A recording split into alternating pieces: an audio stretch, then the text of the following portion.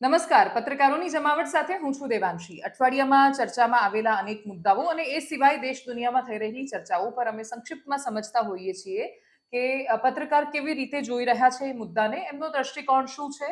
એવા લોકો સાથે વાત કરીએ છીએ કે જેમની પાસે તુલનાત્મક અભ્યાસ પણ હોય છે, જૂની સરકારોથી લઈ વર્તમાન સરકારો અને એ બધાના આધારે ભવિષ્ય પર થનારી અસરો. અને એટલે જ આજે આપણી સાથે વરિષ્ઠ પત્રકાર શિરીષ કાશીકર જોડાયા છે. સર, આપનું સ્વાગત છે. સૌથી પહેલો સવાલ માં અંબાના પ્રસાદને લઈને કરવો છે. મોહનથાળ વર્સિસ ચિક્કીની બહુ લાંબી ચર્ચાઓ ચાલી, એના પછી ધરણા પ્રદર્શન થયા, ભારતીય જનતા પાર્ટીના કેટલાય નેતાઓએ રાજીનામું પણ આપી દીધું. પણ એના પછી જ્યારે સરકાર પત્રકાર પરિષદ કરે છે તો પ્રવક્તા મંત્રી ઋષિકેશ પટેલ આવીને એવું કહે છે કે અંબાજી ટ્રસ્ટનો નિર્ણય છે, ચિક્કી પ્રસાદ જ ચાલુ રહેશે. તો આને જીદની રીતે જોવું, અહંકારની રીતે જોવું, સરકારનો આ નિર્ણય એને કઈ રીતે જોવો જોઈએ? બેસિકલી અંબાજી ટ્રસ્ટ જે છે અથવા અંબાજી દેવસ્થાન જે છે એ એક બહુ રસપ્રદ સ્થાન છે બધી રીતે. અને તમારી પેઢીને કદાચ એ વસ્તુનો ખ્યાલ નહીં હોય, પણ એક સમય એવો પણ હતો કે જ્યારે ગુજરાત સરકાર નાણાકીય ભીસમાં આવતી ને ત્યારે એ અંબાજી દેવસ્થાન પાસેથી પૈસા લેતી.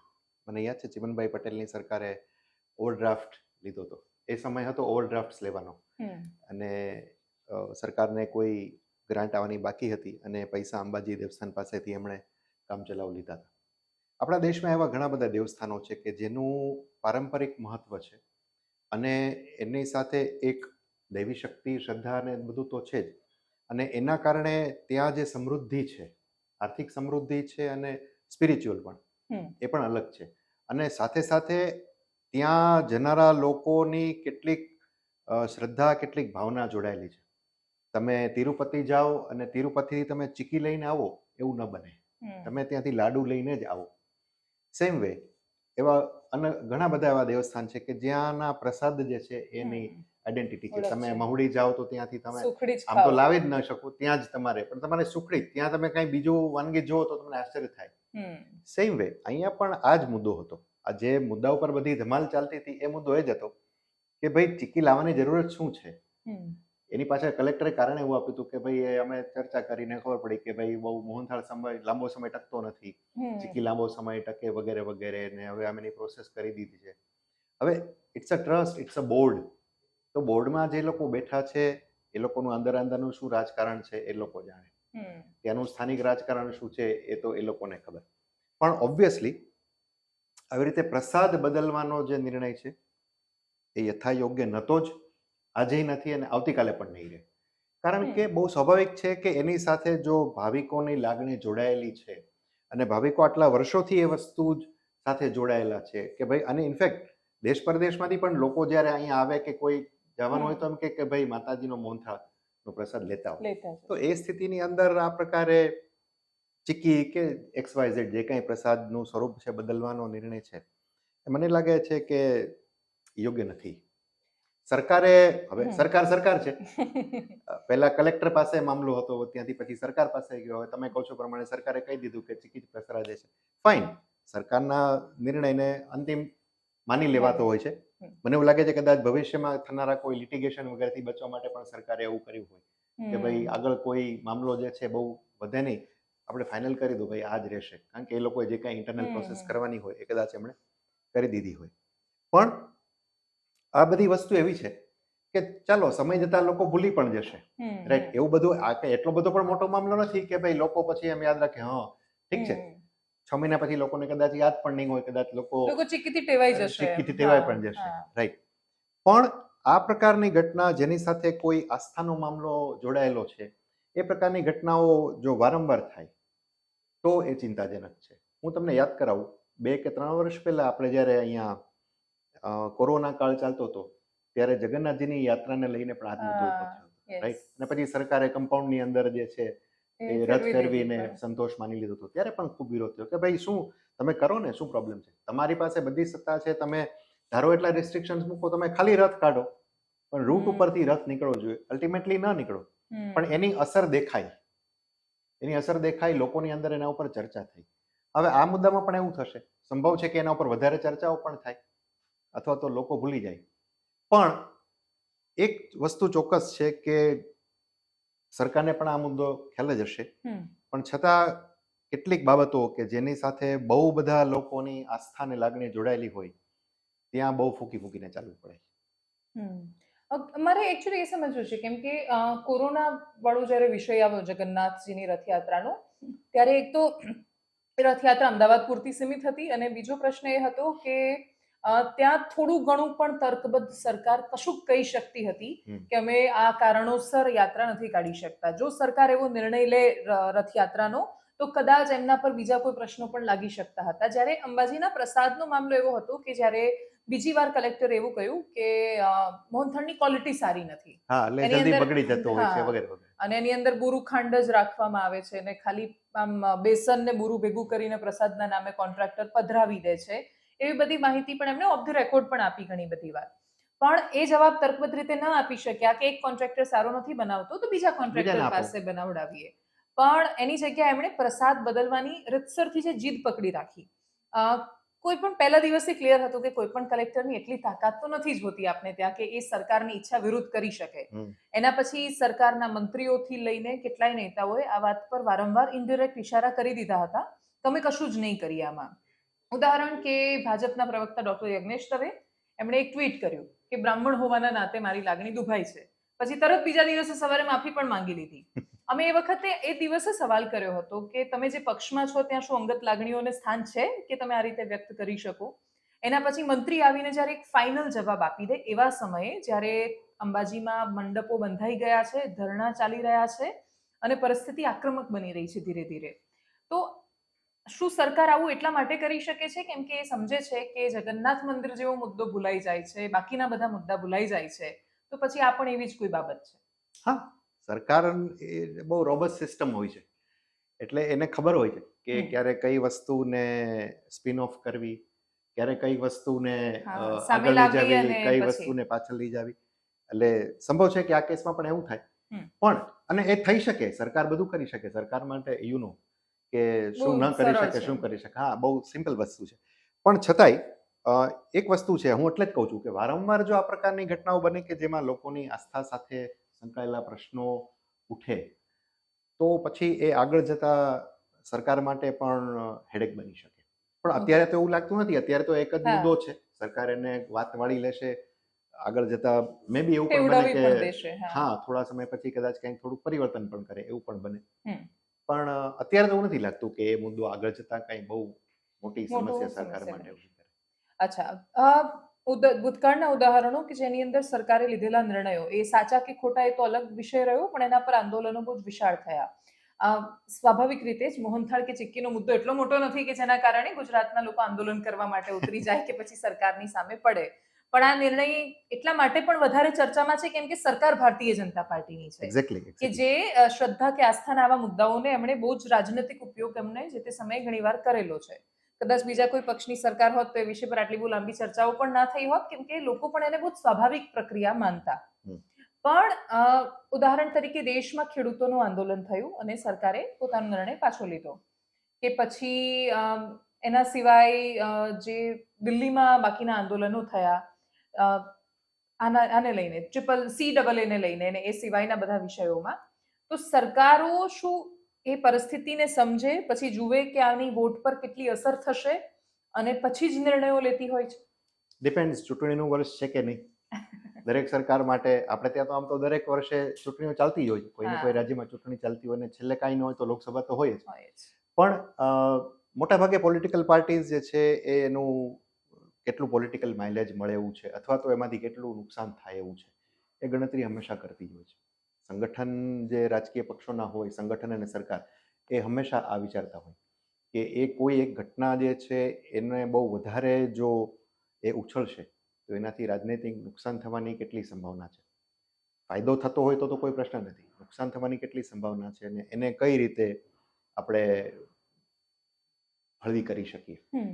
તો ખુદ વડાપ્રધાને પોતે ટેલિવિઝન પર આવીને એવું કહ્યું હતું કે ભાઈ હું પાછો લઉં છું, માફી માંગુ છું અને હું આ નિર્ણય પાછો લઉં છું.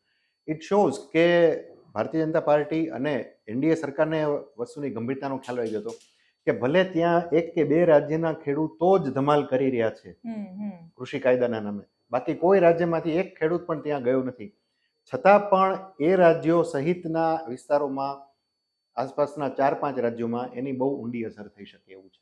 અને એમણે પાછો લઈ લીધો.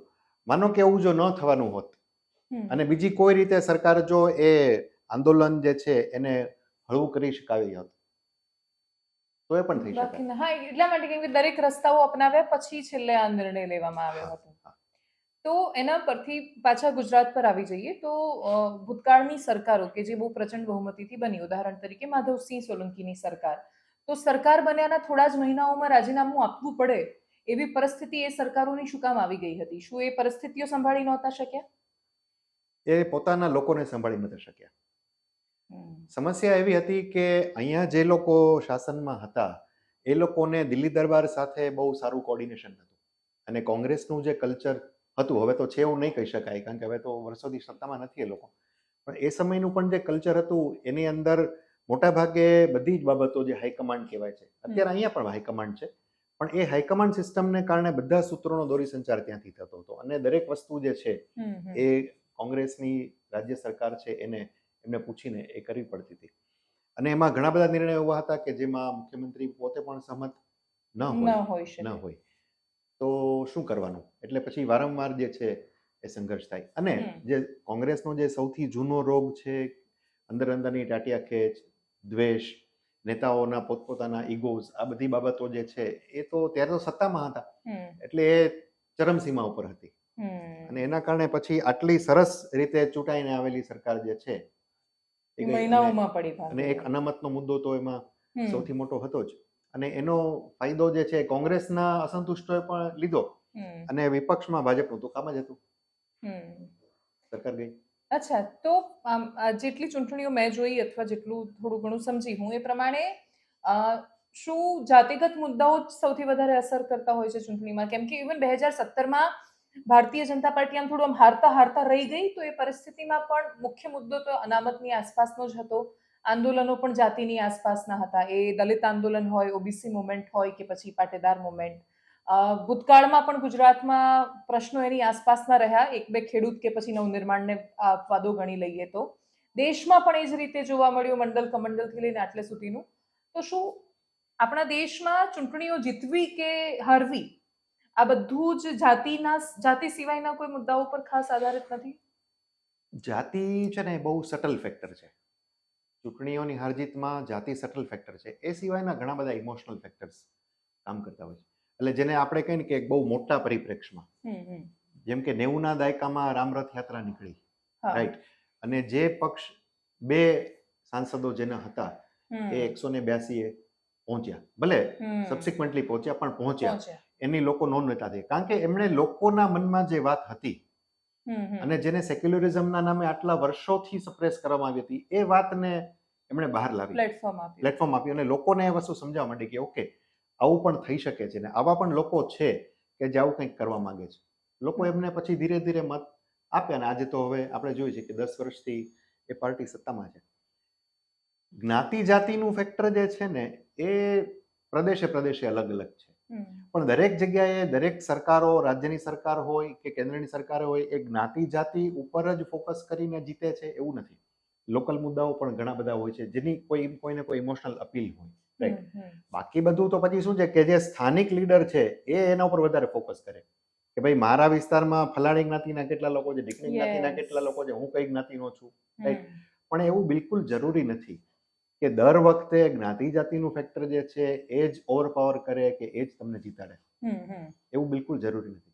ઘણા બધા ફેક્ટર હવે તો શું છે કે અત્યારે તો છેલ્લા 10 વર્ષથી આપણે જોઈએ કે એક જ ફેક્ટર છે, ભારતીય જનતા પાર્ટીનું એક જ ફેક્ટર છે જીતવા માટેનું, નામે કાફી.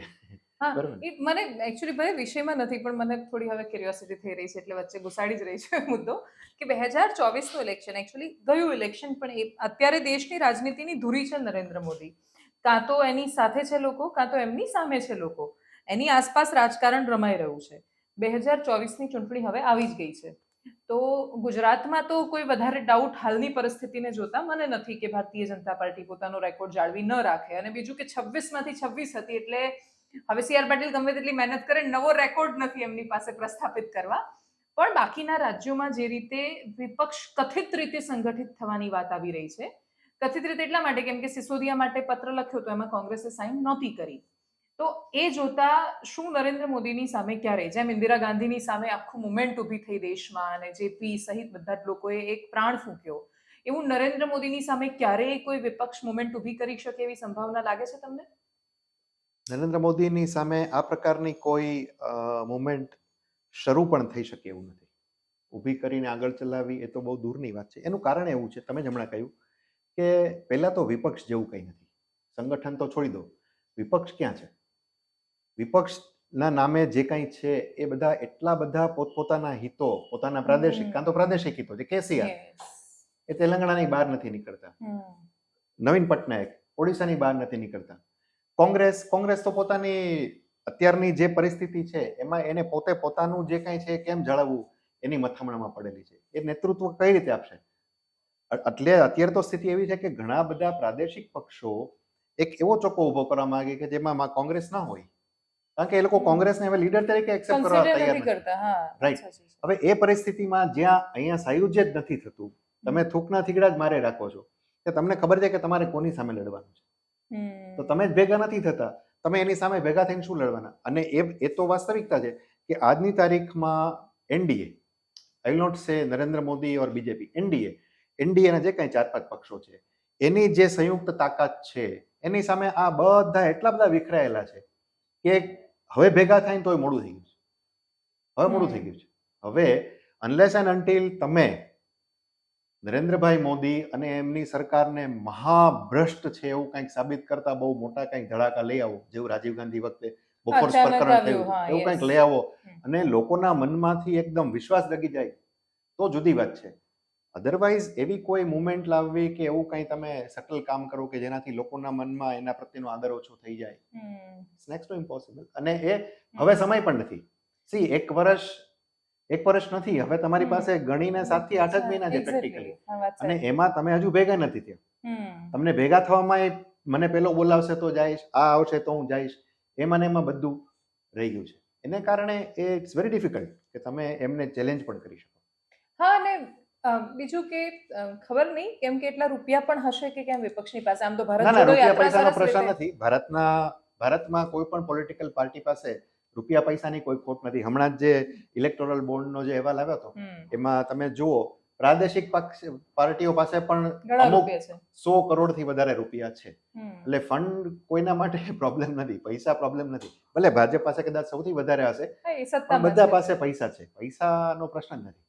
પ્રશ્ન જે છે રાજનૈતિક દાનતનો છે. નહીં, એટલે મેં પૈસાની દ્રષ્ટિએ કેમ કે ઉદાહરણ તરીકે કોંગ્રેસની વાત કરીએ તો એક ફરક, એક જે કરપ્શનનો એક ફરક અમે ઘણીવાર સમજતા હોઈએ કે ભારતીય જનતા પાર્ટીમાં ઘણું બધી રીતે કરપ્શન હશે, પણ પક્ષના પૈસામાં કરપ્શન મોટાભાગે નથી થતું, કે પક્ષમાં માટે આવેલું જે ડોનેશન હોય તો એની અંદર નેતાઓ પોતાની ઘૂસમારી જતા હોય એવું ઓછું થતું હોય છે. જ્યારે કોંગ્રેસમાં એવું ઘણા બધા ઉદાહરણ સામે આવ્યા કે કોંગ્રેસને ઉદ્યોગપતિઓ પૈસા તો આપે છે પણ પહેલા નેતાઓમાં ભાગ વહેંચાય, કથિત 5-6 નેતાઓમાં, અને પછી એ પક્ષના ખાતામાં જતા હોય વધુ ગત્યું.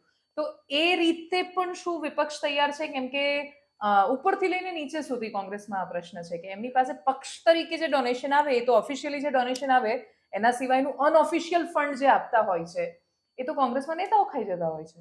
આમાં શું છે, દરેક પાર્ટીને, પછી એ ભારતીય જનતા પાર્ટી હોય કે કોઈ પણ, દરેકને બે રીતે આર્થિક જરૂર પડે ચૂંટણી લડતી વખતે. એક તો પક્ષ પૈસા આપે અને બીજું ઇન્ડિવિજ્યુઅલ લેવલ પર જે ઉમેદવાર છે એને પણ પૈસા જોઈએ. રાઈટ. બધું જ પાર્ટી ન કરી આપે. તો આ બે માટે પૈસા તમે ક્યાંથી લાવો? તમારે કોઈને ને કોઈને ઓબ્લાઇજ કરવા પડે અથવા તમારે કોઈની પાસેથી પૈસા લેવા પડે. પછી એ કોઈ ઉદ્યોગપતિ હોય, કોઈ કારખાનેદાર હોય, XYZ, અને પછી તમે સત્તામાં આવો ત્યારે તમારે એમને કંઈક લાભો આપવાના. આ તો એક બહુ જૂની સાયકલ છે, એમાં કંઈ નવું નથી. પણ ભારતીય જનતા પાર્ટી માટે એટલું આશ્વાસન લઈ શકાય કે કમસે કમ ડોનેશન, જે પોલિટિકલ ડોનેશન છે એ બાબતમાં એમની ટ્રાન્સપરન્સી છે કે તમારે પૈસા આપવાના છે, પાર્ટીને પૈસા આપવાના છે, તમે ખજાનચી પાસે જાઓ, ચેકથી પેમેન્ટ કરો, રસીદ લઈ જાઓ, વાર્તા પૂરી. અથવા તમે ઇલેક્ટોરલ બોન્ડ લઈ લો, વાર્તા પૂરી. બરાબર. કોંગ્રેસની અંદર જે આ જૂની સમસ્યા જે તમે કહ્યું એ ચાલી છે, એનું કારણ પણ એ છે કે ભાઈ એક પ્રકારનું જેને આપણે કહીએ ને કે અસંતોષ અને અસુરક્ષિતતાની જે ભાવના છે.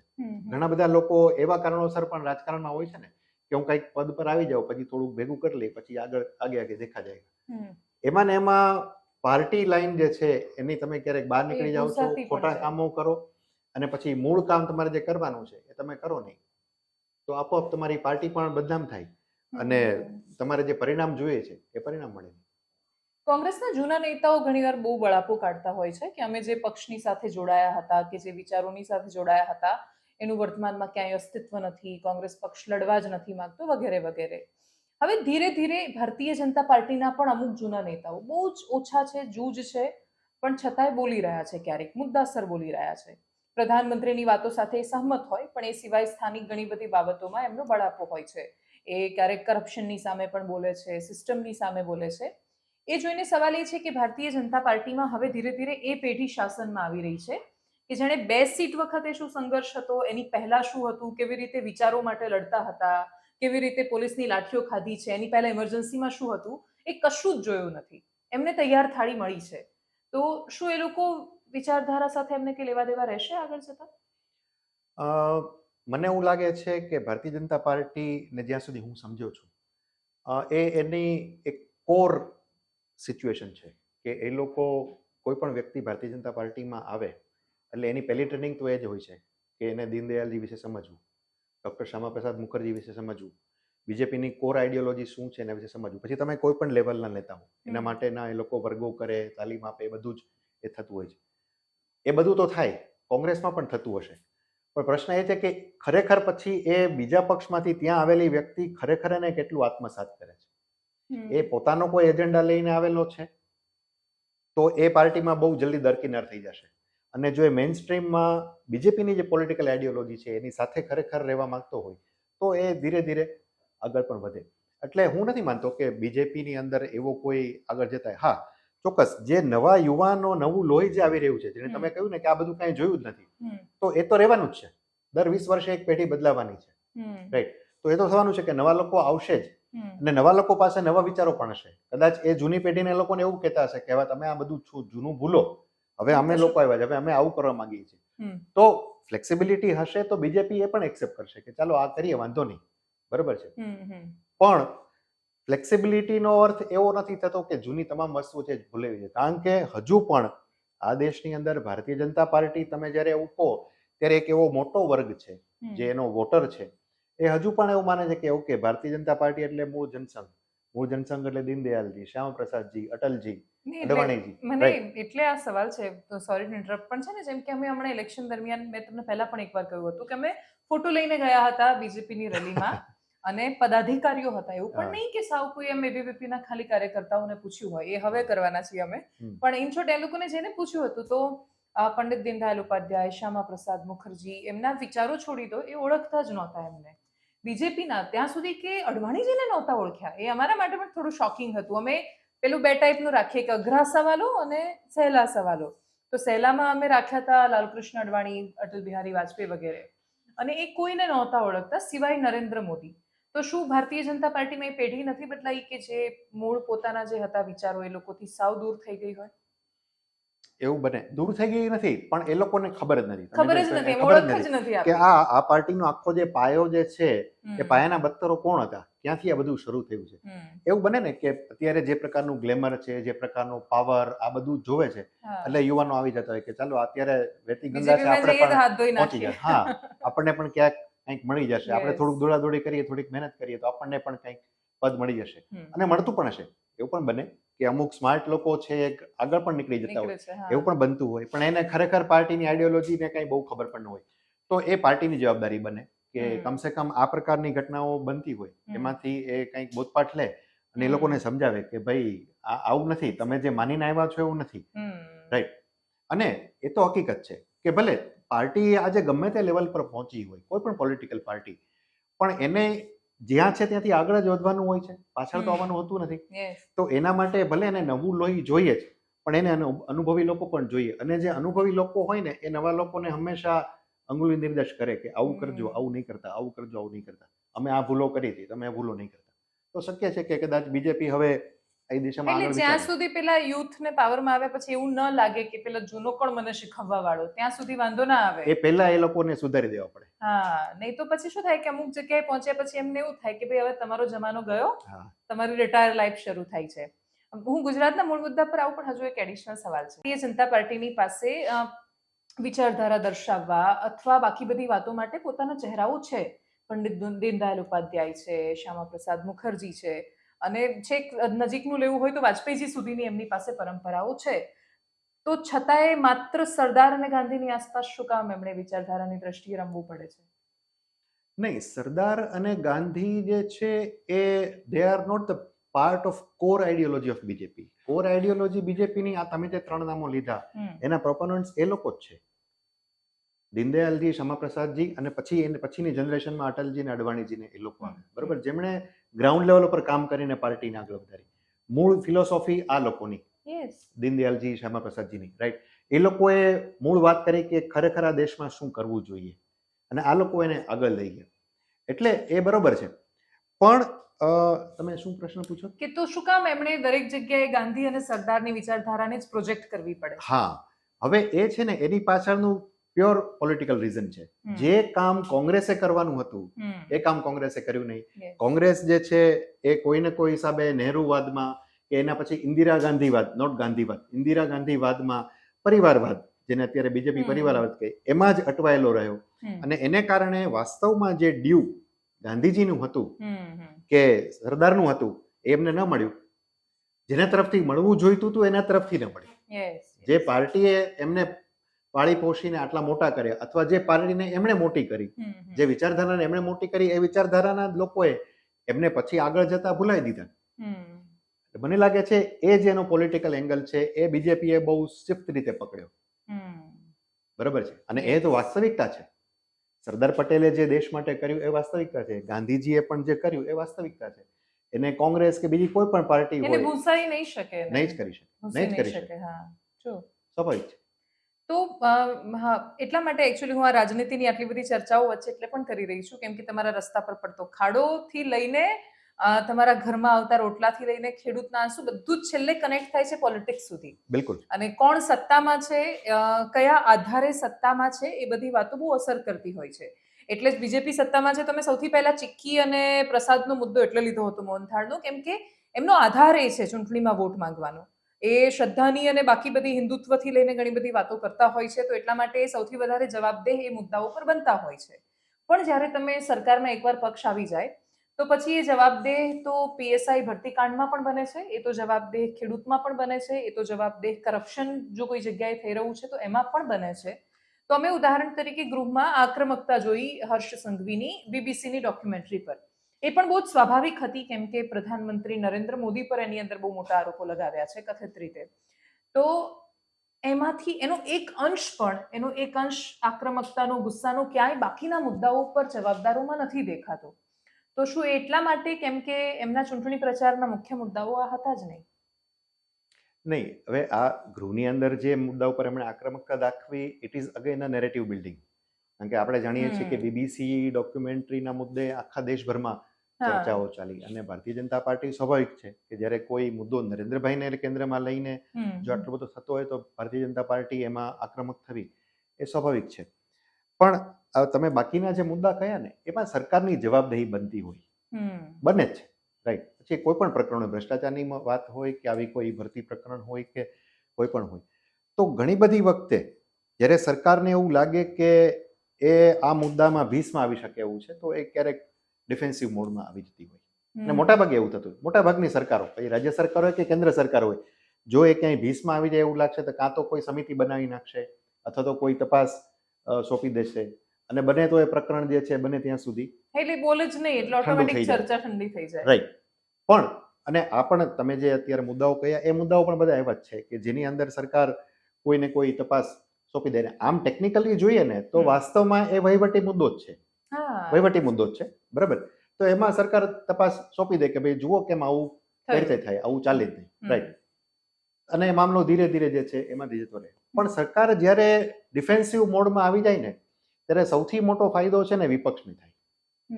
વિપક્ષ એ જ રાહમાં જોઈને બેઠો હોય કે સરકાર ક્યારે ડિફેન્સિવ મોડમાં આવે છે, કારણ કે આ તો આટલી 156 વાળી સરકાર છે તો એને ડિફેન્સમાં આવવાનો કોઈ મોકો કોઈ કારણ નથી હોતું, રાઈટ.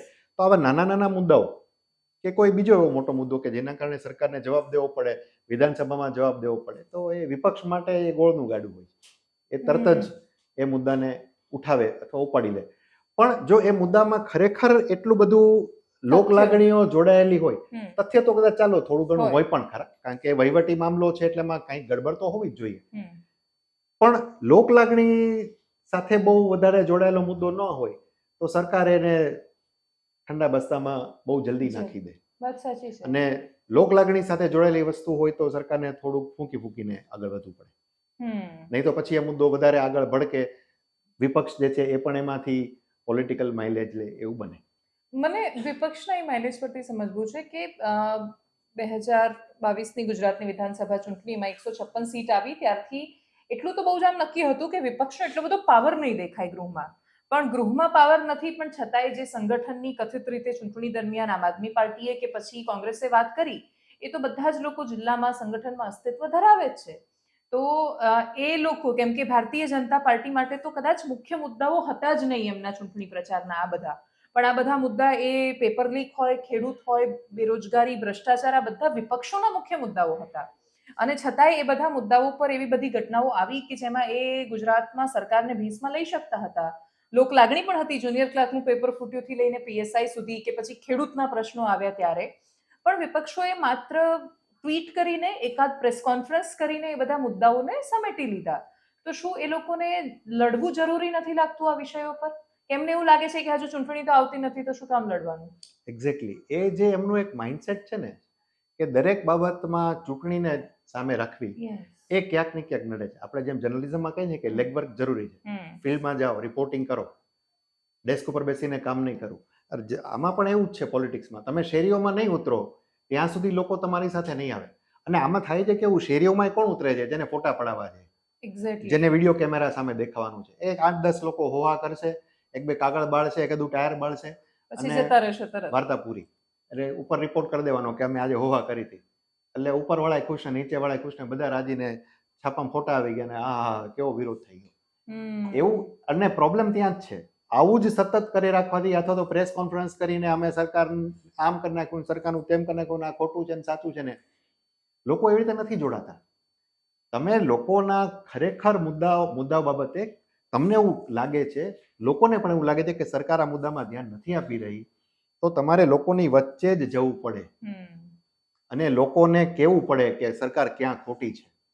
લોકોને તમારે કન્વિન્સ કરવા પડશે, કારણ કે જો પોપ્યુલર ગવર્મેન્ટ છે, 156 સીટ એમને નથી આવી, રાઈટ, 182 માંથી માત્ર 26 બેઠકો જ નથી એની પાસે. એનો અર્થ એમ કે મેજોરિટી લોકો કોઈને કોઈ રીતે સરકાર સાથે સહમત છે, ત્યારે જે સરકારમાં બેઠા છે. તો જે લોકો સરકારમાં, જે લોકો એમને ત્યાં સરકારમાં બેસાડ્યા છે, એ સિવાયના પણ લોકો છે કે જે કદાચ નતા વિશાળ સંખ્યામાં છે. કારણ કે આપણે ત્યાં તો first pass the post system છે ને, એટલે 1,000 ને 5,000 હારી ગયાના દાખલા છે. તમને 90,000 મત મળ્યા ને મને 95 મળ્યા તો હું જીત્યો છું, પણ 90,000 લોકો તો તમારી સાથે હતા. તો એ 90,000 લોકોને તમારે કન્વિન્સ કરવા પડશે કે ભાઈ આ સરકાર શું ખોટું કરી રહી છે, અથવા ખોટું છે તો શું ખોટું છે, તમે શું કામ એનો વિરોધ કરી રહ્યા છો. અથવા 90,000 લોકો સાચા હતા વોટ ન આપીને, એ તમારે એને કન્વિન્સ કરવા પડશે. અને એ ધીરે ધીરે ધીરે કન્વિન્સ સતત કરતા રહેવા પડે.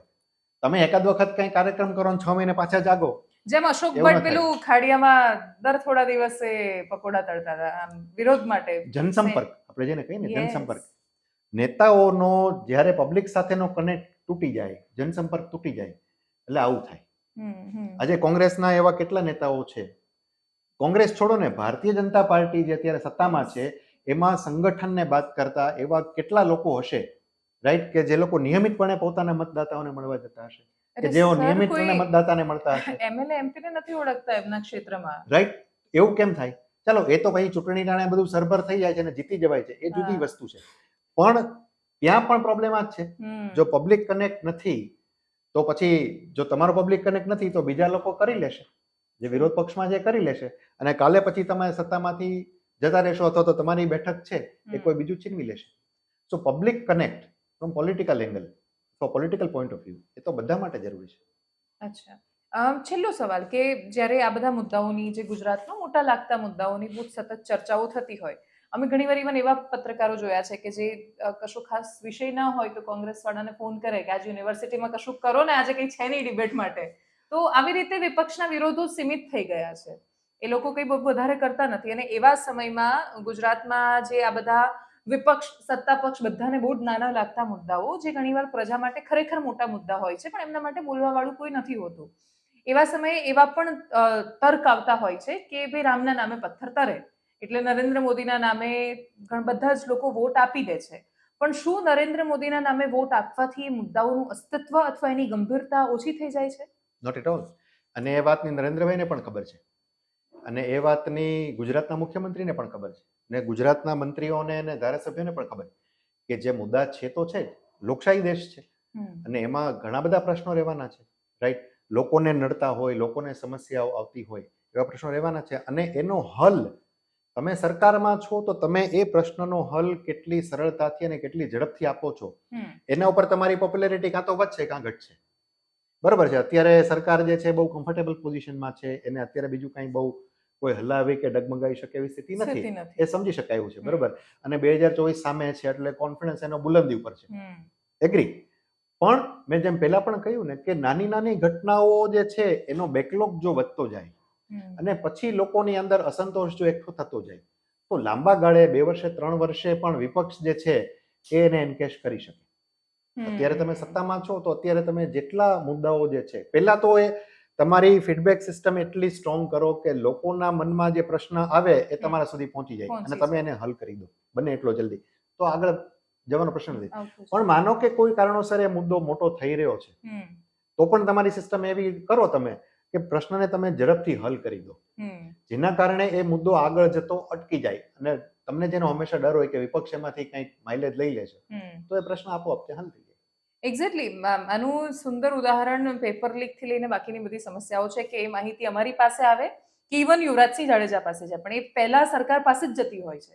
કેમ કે અમે એવા કેટલાય લોકોને જોયા કે જેમણે પહેલા કાં તો બોર્ડમાં કે નિગમમાં ફોન કરીને અધિકારીઓને જાણ કરી હોય, આસપાસના પોલીસ સ્ટેશનમાં ઇવન જાણ કરી હોય, પણ એ લોકોને જ્યારે ગંભીરતાથી નથી લેવામાં આવતા ત્યારે એ લોકો પછી છેલ્લે કાં તો વિપક્ષ કે કાં તો મીડિયાની પાસે આવતા હોય છે. ક્યારેક આમાં કેવું થતું છે કે બ્યુરોક્રેટિક હર્ડલ્સ પણ બહુ બધા હોય છે. સરકાર એટલે ખાલી જે લોકો ચૂંટાઈને આવેલા એ નથી, એમને જેમની પાસે અમલીકરણ કરાવવાનું છે એ બ્યુરોક્રેટ્સ છે, એની બહુ મોટી ભૂમિકા હોય છે. ઘણી બધી વખત ઉદાસીનતાઓ હોય, ઘણી બધા મુદ્દાને લઈને ઘણી બધી બાબતમાં બાબુશાહી ચાલતી હોય, એને કારણે પણ એવું બને કે એ મુદ્દો સરકાર સુધી પહોંચે ત્યાં સુધીમાં એ મુદ્દો અલગ સ્વરૂપ ધારણ કરી લે. વાસ્તવમાં આ તમે જે 2-3 ઘટનાઓ કહી આ પ્યોરલી વહીવટી બાબતો છે. એ વહીવટી તંત્રના લેવલે જ પતી જવી જોઈએ, એને સરકાર સુધી પહોંચાડવાની જ ન હોય, પહોંચે જ નહીં. પણ છતાં એને સરકાર સુધી પહોંચે ત્યાં સુધીનું લેવલ મળી ગયું. ઇટ મીન્સ કે સિસ્ટમની અંદર જે છે એડમિનિસ્ટ્રેટિવ સિસ્ટમ છે એની અંદર બધી ગડબડો છે. એ જો તમે સુધારી લો તો કોઈ પ્રશ્ન નથી. મારો ખરેખર છેલ્લો સવાલ કે જેની અંદર હું એક મંત્રી પાસે ગઈ હતી હમણાં, આ બધા જેમ કે નલ સે જલ ને મેં બાકી બધી જગ્યાએ બહુ એક અલગ લેવલનું કરપ્શન જોયું કે જેની અંદર ખાલી નળ મૂક્યો હોય, નીચે પાઇપ પણ ન નાખી હોય, એટલી લેવલનું કરપ્શન ને બધું. તો અમે અમારી પાસે જેટલા ગામ હતા જે લોકો બહુ જરૂરિયાતમંદ હતા, પેલું વીરડીમાંથી પાણી ખોદીને લેતા હતા, તો એ બધાનો ડેટા બનાવીને ગયા કે અહીંયા બધી જગ્યાએ તમારે ત્યાં પેપર પર કામ થઈ ગયા છે પણ હકીકતમાં નથી થયા, તો જો તમે કંઈ કરી શકો તો. એટલે મેં આખું બધું બહુ સમજાવ્યું. પછી એ મંત્રીએ મને એક અધિકારીનું નામ આપીને એવું કહ્યું કે બસ આ બધી વાત તમે એમને પણ કહેજો ને જઈને, કેમ કે આ બધું મને ખબર છે. તો આ મારા માટે આમ ખબર હતી કે આવું બધું હોય છે કે અધિકારીઓનું વધારે ચાલે વગેરે વગેરે, પણ છતાંય આવું મંત્રીના મોઢે સાંભળવું તો શું ખરેખર એમની પાસે પાવર નહીં હોય? મને આ હંમેશા એક ક્વેશ્ચન રહ્યો છે. નહીં, એવું તો હોય જ નહીં. કોઈ પણ મંત્રી પછી રાજ્ય કક્ષાનો હોય કે કેબિનેટ લેવલના મંત્રી હોય એની પાસે જ અંતિમ સત્તા હોય છે. કોઈનું પણ ભાવિ બદલવું એને એક પેનથી એક સહીથી એ કરી શકે. હવે આ તમે જે મંત્રીની વાત કરો છો એની શું મજબૂરી છે તો એ જાણે, પણ હા એક ચોક્કસ છે કે ગુજરાતમાં બ્યુરોક્રેસી ઘણી બધી જગ્યાએ ઓવરપાવર થઈ જાય છે, એ વાસ્તવિકતા છે. ફરી પાછું ઇટ ડિપેન્ડ્સ કે કઈ વ્યક્તિ ત્યાં બેઠી છે અને એ બ્યુરોક્રેસીને કઈ રીતે હેન્ડલ કરે છે, રાઈટ? ઘણા બધા મંત્રીઓ છે એ બ્યુરોક્રેટ્સને પૂછ્યા વગર કામ નથી કરતા હોતા, એવું પણ બને. અને ઘણા બધા મંત્રીઓ હોય છે કે એને ખબર હોય છે કે આ બ્યુરોક્રેટ્સ પાસે કામ કઈ રીતે કરવાનું, એ બધાને દોડતા જ રાખે. Nitin Gadkari is a terror. Exactly, extraordinary ઉદાહરણ છે, રાઈટ? એમનું મંત્રાલય જે છે તો ઘણી બધી બાબતો માટે બદનામ છે, પણ એ જ્યાં બેઠા હોય ત્યાં અધિકારીઓ આગા પાછા થાય ને એમણે કહ્યું હોય કે આ કરવાનું છે, કઈ રીતે કરવાનું એ તમારો પ્રોબ્લેમ છે. અને એકદમ કોન્ફિડન્સ સાથે. ને બીજું કે જ્યારે બાકી બધી વસ્તુઓ સમજાવતા હોય તો એમને બધી ટેકનોલોજીસ વિશે ખબર છે. બધી ખબર. મેં એમના જ્યારે ઇન્ટરવ્યુઝ ઘણા બધા જોયા તો હું એ વિચારી હતી કે આ માણસ કેટલું વાંચે છે, કેટલું સમજે છે. બિલકુલ. એટલે ખાલી તમે અધિકારીઓના બ્રીફિંગ પર આધારિત હો તો એક્ઝેક્ટલી એ જુદી પરિસ્થિતિ છે, અને તમે પોતાની એક પેરેલલ સિસ્ટમ ઊભી કરી હોય, કાર્યકર્તાઓ છે, સંગઠનના લોકો છે, બીજા રિટાયર્ડ અધિકારીઓ છે, તમે એ મુદ્દાને સમજતા હો તો તમે બ્યુરોક્રેસી પાસે કામ કરાવી શકો, એમાં ન થાય એવું શું છે. બિલકુલ, thank you so much sir અમારી સાથે જોડાવા બદલ. અલ્ટિમેટલી બ્યુરોક્રેસી ઘોડો છે, એને દોડાવવા માટે ઘોડેસવારને આવડવું જોઈએ જ, નહીં તો પછી ઘોડો જ્યાં લઈને જાય ત્યાં જવાનું હોય. એટલે ઘણા બધા લોકો આમથી તેમ ફંગોળાઈ પણ રહ્યા છે. પણ અલ્ટિમેટલી જે ચર્ચા કરી રાજનીતિથી લઈને કૌભાંડો સુધી, એમાં અર્થ એ છે કે લોક લાગણી જ્યાં સુધી વધારે નથી દુભાતી ત્યાં સુધી સરકારોની લાગણી પણ નથી જ દુભાતી. નમસ્કાર.